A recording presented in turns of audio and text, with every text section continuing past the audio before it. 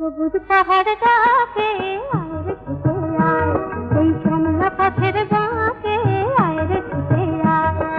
বাঁশি নিয়ে আয় রে হাসি নিয়ে আয়, আজকেও কি ঘরে থাকে আয় রে ছুটে আয়, শ্যামলা পথের বাঁকে আয় রে ছুটে আয়।